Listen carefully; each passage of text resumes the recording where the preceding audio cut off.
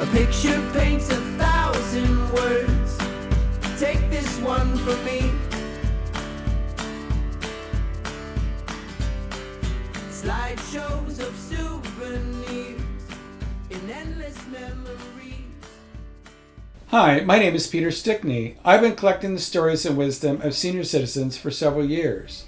This project has been a passion of mine to document these stories before they are lost forever. These personal histories are about the adventures, challenges, and successes of elders, and I hope you'll learn as much from them as I have and find them intriguing and insightful. Today, you will be hearing the memories of Georgia Hesse, who grew up on her father's huge ranch in Wyoming. She went from riding a horse 3 miles to grade school to working at the San Francisco Chronicle in several different capacities, including movie reviewer. Later, she suggested to Randolph A. Hearst that she become the first travel writer for the San Francisco Chronicle. First, I'd like to introduce you to my colleague Carol Johnson, who interviewed Georgia Hesse. I'll let Carol tell you about herself and how she met Georgia Hesse. Join me on the journey down memory lane. Welcome to Stories from Our Elders. I knew of Georgia Hesse many years before I actually met her. Like many San Franciscans during the 70s and 80s, there were always 2 columns in the Chronicle I read first: Herb Cain's daily coverage of San Francisco events and local gossip, and then I read Georgia Hesse's travel column. Later, in 1998, I retired after 29 years of teaching English in San Francisco public schools. I was looking forward to traveling, and friends gave me the perfect read for a long plane trip. It was a very funny book titled, "I Should Have Stayed at Home: The Worst Trips of Great Travel Writers." It included Georgia's hilarious description of an exciting but disastrous trip to the North Pole. Several years later, in 2014, I sold my home in Noy Valley and moved to the Carlisle, an assisted living community near Japantown. When I read through the resident list, there was Georgia's name. Obviously, I was destined to meet Georgia Hesse eventually.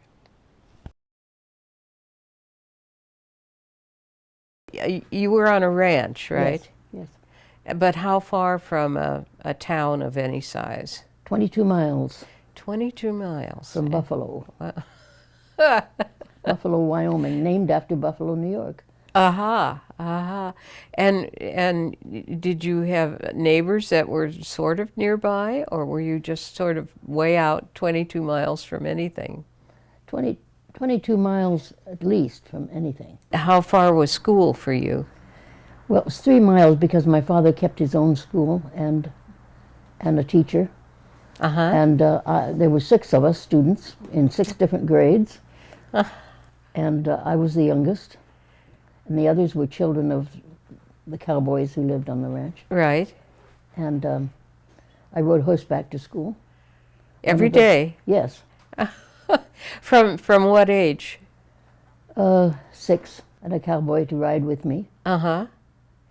We had a pot-bellied stove and 1-room schoolhouse. It was very much fun, and I remember the first day of school, and the last thing my father said to me when I got on the horse was, "Now don't tell anybody that you already know how to read and have for years."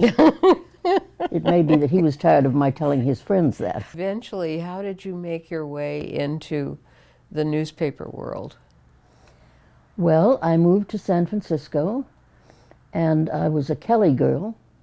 That's a temp That's agency. a temporary typist. Yes. And one day, and that's where I started getting to be a pretty good typist.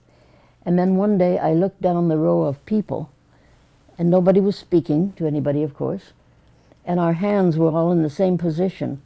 And I thought, I am in a machine. I'm not going to be a Kelly girl anymore. We all looked the same. And so I quit, and then I had to have a job, of course, so I went to the Examiner one day and the Chronicle the next, and the Examiner the next day and the Chronicle the next, until they finally hired me at the Mr. Hearst, Randolph Hearst, who was the publisher. Mm-hmm. And what was your job? It was just to be in the Sunday department and write features. At first, it was amorphous. Mm-hmm. And so I did that. And then one day, he came to me and said, Grace House has died. Now, Grace House was a columnist. That was her byline name. Mm-hmm. And she was a columnist about interior decoration and all that sort of feminine business. And he said, would you like to be Grace House? And I thought, you don't know a darn thing about that, because my sister was the expert on all of the feminine housekeeping things, details and choices and colors and all that. And so I said, yes, of course. I wanted a job. And so I took that job. And then after that, he said, would you do this for a few months? And I said, yes, I will. And then he came to me one day and said, we're going to fire the person who has been the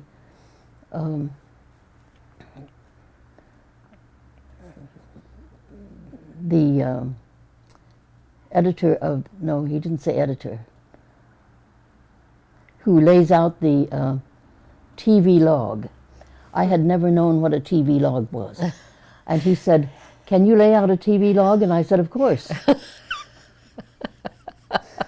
And so I quickly learned how to turn, the TV log meant that section. Yes. I didn't but even know it meant a section. It sounds like a dreadful job. It sounds terrible. Yes. Awful. And people could get mad at you if you made a mistake, because yes. they would want their TV log to be accurate. That's right. Well, of course, that was good. That was fine. That was good training. So I had worked with a printer because we had hot type then. What does that mean? It was metal type, and you printed it out on those little printing machines that had the little pieces of lead. Oh, right, yes. You've seen those yes, pieces of yeah. lead.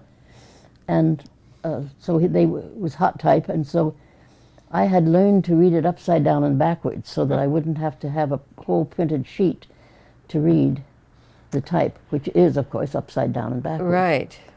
And Pedro helped me. Pedro was Mexican, and he was a happy man, and he liked people. And he liked me because, and I needed him to instruct me with the technology of all this. And he said, I like you. You always dress up for me. Well, I put on lipstick. And you should see how awful most of the females looked when they went down to the print shop. They wore overalls and coveralls, and they would be all spotted with ink and everything. I would make sure that I was dressed and washed my hands and everything, comb my hair for Pedro. And so I taught him about what I was writing about in features, movies, literature, grammar. And you were then, eventually, you were a movie critic for... After that, then the movie critic got fired, and they asked me if I'd be movie critic for a year while they found a nationally qualified name critic, which they did. They finally found from the New Yorker a man named Stanley Eichelbaum. I remember. For a year, I remember his You remember him? columns. Yeah, I do. and for a year I was movie critic, and I enjoyed that thoroughly, of course. Except you told me you saw how many movies in 1 year? It was something like... More than 500. Oh. And of the 500, how many were worth seeing? I finally decided about one a week out of maybe 12 to 14 a week. And would these be in a private showing room, or would you go to a movie theater? I preferred to go to the movie theater because I soon discovered that I learned a lot more from the audience and its participation and its laughter and its it's taking in its breath when it was scared, and I got a lot of data that I thought was public and more beyond me, more for the public to read, and more easily that way than at a private showing, where everybody sat there stoically and saw the same movie and thought about what they were going to say. And it didn't have too much to do with the content. Right. Sometimes it was each individual, you know. Yes. So I learned more that way. And so when Steinle Eichelbaum was then hired, then what happened to you next? Next,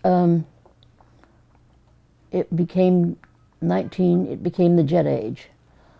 And the first jets started to fly from New York to Paris, and from San Francisco to Mexico, and so forth. And so I decided I was going to be the travel editor. And there wasn't a travel editor. There never had been at the old Examiner, even though it was Hearst's first newspaper. And so I went to Mr. Hearst and suggested that he start a travel section and that I be the editor.